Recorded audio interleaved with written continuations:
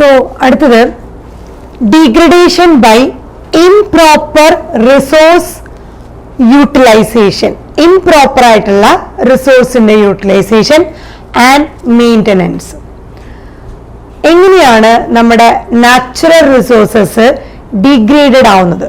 So degradation of natural resources നശിക്കാനുള്ള പ്രധാനമായിട്ടുള്ള കാരണം നമുക്ക് പറയണമെങ്കിൽ മുമ്പത്തെ ചാപ്റ്ററിലൊക്കെ പറഞ്ഞ പോലെ പൊല്യൂട്ടൻസ്, അത് മലിനീകരണപ്പെടുന്നതുകൊണ്ട് മാത്രമല്ല, സോ ആക്ഷൻ ഓഫ് പൊല്യൂട്ടൻസ് കൊണ്ട് മാത്രമല്ല നാച്ചുറൽ ആയിട്ടുള്ള റിസോഴ്സസ് ഡിഗ്രേഡഡ് ആവുന്നത്. പിന്നെ ഇതുകൊണ്ടുകൂടിയാണ് ഇംപ്രോപ്പർ ആയിട്ട് നമ്മുടെ നാച്ചുറൽ റിസോഴ്സസിനെ പ്രോപ്പർ അല്ലാത്ത രീതിയിൽ നമ്മൾ ഉപയോഗിക്കുമ്പോഴും എന്താണ് സംഭവിക്കുന്നത്? നാച്ചുറൽ റിസോഴ്സസിന്റെ ഡിഗ്രഡേഷൻ ആണ് സംഭവിക്കുന്നത്. സോ നാച്ചുറൽ റിസോഴ്സസ് ഡിഗ്രേഡഡ് ആവാനായിട്ടുള്ള കാരണം പൊല്യൂട്ടൻസിന്റെ ആക്ഷൻ മാത്രമല്ല, നമ്മൾ ആ നാച്ചുറൽ റിസോഴ്സസിനെ ഇംപ്രോപ്പർ ആയിട്ടുള്ള രീതിയിൽ ഉപയോഗിക്കുമ്പോഴും ഈ നാച്ചുറൽ റിസോഴ്സസ് ഡിഗ്രേഡഡ് ആവും. അതാണ് degradation of improper utilisation. Proper അല്ലാത്ത രീതിയിൽ നാച്ചുറൽ റിസോഴ്സസിനെ ഉപയോഗിക്കുകയും മെയിൻറ്റെയിൻ ചെയ്യുമ്പോൾ എന്ത് സംഭവിക്കുന്നു? ആ നാച്ചുറൽ റിസോഴ്സസിന് ഡിഗ്രഡേഷൻ, നാശം സംഭവിക്കുന്നു. സോ ഒരു ഫെർട്ടൈൽ ആയിട്ടുള്ള ഒരു ടോപ്പ് സോയിൽ, സോ ഡെവലപ്മെന്റ്, അതിനു വേണ്ടി ഒരു development, so development of A fertile top soil, ഒരു ഫെർട്ടൈൽ ടോപ്പ് സോയിൽ ഡെവലപ്പ് ചെയ്യണമെങ്കിൽ, അത് ഉണ്ടാക്കിയെടുക്കണമെങ്കിൽ, അത് ഉണ്ടാവണമെങ്കിൽ ഒരുപാട് സെഞ്ചുറീസിന്റെ ആവശ്യമാണ്. സോ ഒരുപാട് സെഞ്ചുറീസ് എടുത്തിട്ടാണ് ഒരു ഫെർട്ടൈൽ ആയിട്ടുള്ള ടോപ്പ് സോയിൽ ഡെവലപ്പ് ചെയ്യുന്നത്. എന്നാൽ അത് റിമൂവ് ചെയ്യണമെങ്കിൽ, ആ ഫെർട്ടൈൽ ടോപ്പ് സോയിൽ നശിക്കണമെങ്കിൽ വളരെ ഈസി ആയിട്ട് നശിക്കും. അതിന് പ്രധാനമായിട്ടുള്ള കാരണം ഹ്യൂമൻ ആക്ടിവിറ്റീസ് തന്നെയാണ്. സോ ഒരു ഫെർട്ടൈൽ ടോപ്പ് സോയിൽ ക്രിയേറ്റ് ചെയ്യണമെങ്കിൽ അല്ലെങ്കിൽ ഡെവലപ്പ് ചെയ്യണമെങ്കിൽ ഒരുപാട് സെഞ്ചുറീസ് വേണ്ടിയിരിക്കും. എന്നാൽ അത് നശിക്കണമെങ്കിൽ, ഇല്ലാണ്ടാവണമെങ്കിൽ, അതിനെ റിമൂവ് ചെയ്യണമെങ്കിൽ വളരെ ഈസിയാണ്. മെയിൻലി അതിന് കാരണം എന്ന് ഹ്യൂമൻ ആക്ടിവിറ്റീസ് ആണ്. എന്തൊക്കെ ഹ്യൂമൻ ആക്ടിവിറ്റീസ് കാരണമാണ് ഈ ഫെർട്ടൈൽ ടോപ്പ് സോയിൽ നശിക്കുന്നത് നോക്കാം. സോ ഈ ഫെർട്ടൈൽ ടോപ്പ് സോയിൽ നശിച്ചു കഴിഞ്ഞാൽ അൾട്ടിമേറ്റ്ലി ദാറ്റ് ലീഡ്സ് ടു എന്തായിരിക്കും? സോയിൽ ഇറോഷൻ ആയിട്ട് മാറും. പിന്നീട് അതെന്തായിട്ട് മാറും? ഡെസേർട്ടിഫിക്കേഷനിലേക്ക് ലീഡ് ചെയ്യും. സോ അടുത്തത് soil erosion and desertification. So soil erosion എന്താണ് നോക്കിയാൽ, so fertile top soil removed. So നമ്മൾ പറഞ്ഞു, ഈ പറഞ്ഞ ഡെവലപ്മെന്റ് ഓഫ് ഫെർട്ടൈൽ സോയിൽ ഉണ്ടാവാനായിട്ട് ഒരുപാട് വർഷങ്ങൾ എടുക്കുമെങ്കിലും അത് റിമൂവ് ആവാൻ അല്ലെങ്കിൽ അത് നഷ്ടപ്പെട്ടു പോകാൻ വളരെ ഈസിയാണ്. ഹ്യൂമൻ ആക്ടിവിറ്റീസ് കൊണ്ട് തന്നെ അത് നഷ്ടപ്പെടുന്നു. So fertile top soil remove ചെയ്യാനായിട്ടുള്ള ഹ്യൂമൻ ആക്ടിവിറ്റീസ് എന്തൊക്കെയാണ്? കാരണം ഓവർ കൾട്ടിവേഷൻ. ഹ്യൂമൻസ് ഈ പറഞ്ഞ സോയിൽ ഒരുപാട് ഓവറായിട്ട് കൾട്ടിവേറ്റ് ചെയ്യുക. സോ അവരവരുടെ ആവശ്യങ്ങൾക്ക് കൂടുതലായിട്ട് അത് കൾട്ടിവേറ്റ് ചെയ്യാം. ഹ്യൂമൻ നീഡ്സ് അല്ലെങ്കിൽ ഹ്യൂമൻ പോപ്പുലേഷന് വേണ്ടിയിട്ട് ഒരുപാട് ആ ടോപ്പ് സോയിൽ റിമൂവ് ചെയ്ത് കൾട്ടിവേറ്റ് ചെയ്തുകൊണ്ടേയിരിക്കുക. രണ്ടാമത് അൺറെസ്ട്രിക്റ്റഡ് ആയിട്ട് ഗ്രേസിങ് നടത്തുകൊണ്ടിരിക്കുക. യാതൊരുവിധ കൺട്രോളും ഇല്ലാണ്ട് ഗ്രേസിങ്, ഹെർബിവോഴ്സിനെ കൊണ്ട് അവിടെ ആ സോയിലിൽ ഗ്രേസിങ് നടത്തുക. അവരെ അവിടെയുള്ള പുല്ലുകളൊക്കെ ഭക്ഷിക്കാൻ അനുവദിക്കാം. ഡീഫോറസ്റ്റേഷൻ, നമ്മൾ അൺവാണ്ടഡ് ആയിട്ട് ഒരുപാട് മരങ്ങളെ നശിപ്പിക്കുക, റിമൂവ് ചെയ്യുക, deforestation.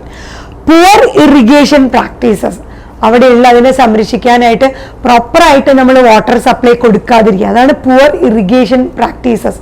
So human activities like ഓവറായിട്ട് കൾട്ടിവേഷൻ, അൺറെസ്ട്രിക്റ്റഡ് ആയിട്ടുള്ള ഗ്രേസിങ്, ഡീഫോറസ്റ്റേഷൻ, വളരെ പുവർ ആയിട്ടുള്ള രീതിയിൽ ഇറിഗേഷൻ പ്രാക്ടീസസ്, വാട്ടർ സപ്ലൈ, ഇതൊക്കെ ചെയ്തു കഴിഞ്ഞാൽ ഫൈനലി എന്തായിട്ട് മാറും? That create arid patches of land. So അവിടെ ഒരു മരുഭൂമിയുടെ തുല്യമായിട്ടുള്ള ജസ്റ്റ് പാച്ചസ് ഓഫ് ലാൻഡ് ആയിട്ട് മാറുന്നു.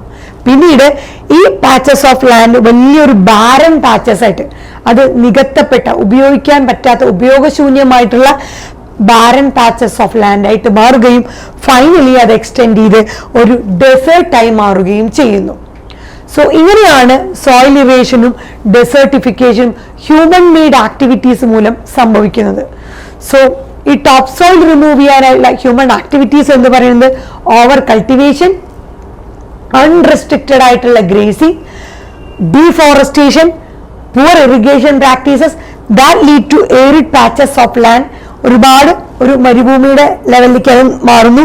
പിന്നീട് വലിയ ബാരൻ പാച്ചസ് ആയിട്ട് ഉപയോഗിക്കാൻ പറ്റാത്ത ഒരു ലാൻഡായി മാറുകയും ഫൈനലി അത് എക്സ്റ്റെൻഡ് ചെയ്ത് ഒരു ടൈം ടു ടൈം ഒരുപാട് കാലങ്ങൾക്ക് ശേഷം അതൊരു ഡെസേർട്ടായി മാറുകയും ചെയ്യുന്നു. അങ്ങനെ അത് ഡെസേർട്ടിഫിക്കേഷൻ.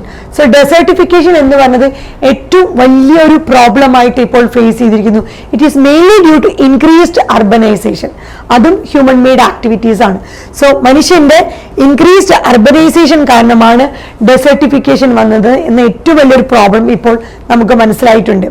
ഇനി അടുത്തതാണ് water logging and soil സെലിനിറ്റി.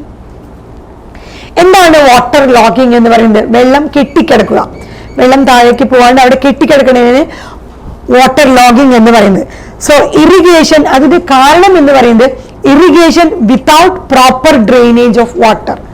So നമ്മൾ കൊടുക്കുന്ന വാട്ടർ സപ്ലൈ അല്ലെങ്കിൽ ഇറിഗേഷൻ അതെങ്ങനെ പറഞ്ഞത് വിത്തൗട്ട് പ്രോപ്പർ ഡ്രെയിനേജ്. സോ വെള്ളത്തിന് ഡ്രെയിൻ ചെയ്ത് പോകാനുള്ള ഒരു പ്രോപ്പറായിട്ടുള്ള മാർഗമില്ലാതെ നമ്മൾ കൊടുക്കുമ്പോഴാണ് അതിനെ വിളിക്കുന്നത് irrigation without proper drainage of water. കാരണമാണ് എന്ത് സംഭവിക്കുന്നത്? Water logging. സോ പ്രോപ്പറായിട്ട് വാട്ടറിന് ഡ്രെയിനേജ് സംവിധാനങ്ങൾ ഇല്ലാതെ നമ്മൾ ഒരുപാട് ലാവിഷായിട്ട് ഇറിഗേഷൻ നടത്തി കഴിഞ്ഞാൽ അത് എന്തിലേക്ക് ലീഡ് ചെയ്യും? അത് ലീഡ് ചെയ്യുന്നത് വാട്ടർ ലോഗിങ്ങിലേക്കാണ്.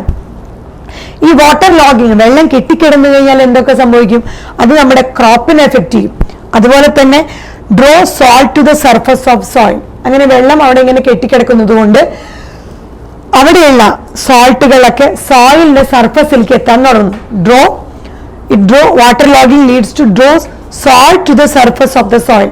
സോയിലിന്റെ ഉപരിതലത്തിലേക്ക് ഈ സോൾട്ടുകളൊക്കെ എത്തിച്ചേരുകയും അങ്ങനെ ആ salt deposited as a thin crust, salt ഒക്കെ ഒരു തിൻ ക്രസ്റ്റ് പോലെ ലാൻഡ് സർഫസിൽ ഡെപ്പോസിറ്റഡ് ആവുകയും ചെയ്യുന്നു. സോ ഈ മണ്ണിന്റെ ഉപരിതലത്തിൽ ഒരു തിൻ ക്രസ്റ്റ് പോലെ ലാൻഡ് സർഫസിൽ സോയിലൊക്കെ ഡെപ്പോസിറ്റഡ് ആവണം. അങ്ങനെ വന്നു കഴിഞ്ഞാൽ ആ സോയിലൊക്കെ എന്താ collecting at the Roots of the പ്ലാന്റിന്റെ റൂട്ടിലൊക്കെ ഈ സോൾട്ട് കണ്ടന്റ് കളക്ട് ചെയ്യുന്നു. അത് ഡെഫിനറ്റ്ലി ഇൻക്രീസ്ഡ് സോൾട്ട് കണ്ടന്റ് ആയി കഴിഞ്ഞാൽ അത് ക്രോപ്പിന്റെ ഗ്രോത്തിനെ എഫക്ട് ചെയ്യുന്നു. അൾട്ടിമേറ്റ്ലി ഒരുപാട് ഡാമേജ് അഗ്രികൾച്ചറിന് ഉണ്ടാക്കുകയും ചെയ്യുന്നു. ഇതാണ് നമ്മൾ വാട്ടർ ലോഗിങ് അല്ലെങ്കിൽ സോയിൽ സെലിനിറ്റിയുടെ പ്രോബ്ലം. വാട്ടർ ലോഗിങ് എന്ന് പറയുന്നത് നമ്മൾ വാട്ടർ സപ്ലൈ കൊടുക്കുമ്പോൾ പ്രോപ്പറായിട്ട് ഡ്രെയിനേജ് വാട്ടറിന് കൊടുക്കില്ലെന്നുണ്ടെങ്കിൽ അപ്പോൾ സംഭവിക്കുന്ന കാര്യമാണ് വാട്ടർ ലോഗിങ്. വെള്ളം കെട്ടിക്കിടക്കുന്നു. So proper drainage of water ഇല്ലാതെ ഇറിഗേഷൻ നടക്കുമ്പോൾ ഉണ്ടാവുന്നതാണ് വാട്ടർ ലോഗിങ്. ആ വാട്ടർ ലോഗിങ് ക്രോപ്പിനെ എഫക്ട് ചെയ്യുന്നു. സോൾട്ട് കണ്ടന്റുകളൊക്കെ സർഫസ് ഓഫ് ദ സോയിലിലേക്ക് അത് വലിച്ചെടുക്കുന്നു. അതുപോലെ നമ്മുടെ ലാൻഡ് സർഫസിൽ ഒരു തിൻ ക്രസ്റ്റ് പോലെ സോൾട്ട് ഒക്കെ ഡെപ്പോസിറ്റഡ് ആവുന്നു. പിന്നീട് അവിടെ ആ സോൾട്ടിന്റെ കണ്ടന്റ് കൂടുമ്പോൾ, സോയിൽ സെലിനിറ്റി കൂടുമ്പോൾ എന്ത് സംഭവിക്കുന്നു? പ്ലാന്റ്സിന്റെ റൂട്ടിലേക്കൊക്കെ ഇത് കളക്റ്റഡ് ആവുന്നു. അങ്ങനെ ഓവർ ഡോസ് ഓഫ് സെലിനിറ്റി അല്ലെങ്കിൽ സോൾട്ട് കണ്ടന്റ് പ്ലാന്റ്സിന് കിട്ടിക്കഴിഞ്ഞാൽ എന്ത് സംഭവിക്കുന്നു? അത് ആ ക്രോപ്പിന്റെ ഗ്രോത്തിനെ എഫക്ട് ചെയ്യുന്നു. അത് വളരെ അൾട്ടിമേറ്റ്ലി വളരെ ക്രിട്ടിക്കൽ ആയിട്ട് അഗ്രികൾച്ചറിനെ എഫക്ട് ചെയ്യുകയും ചെയ്യുന്നു.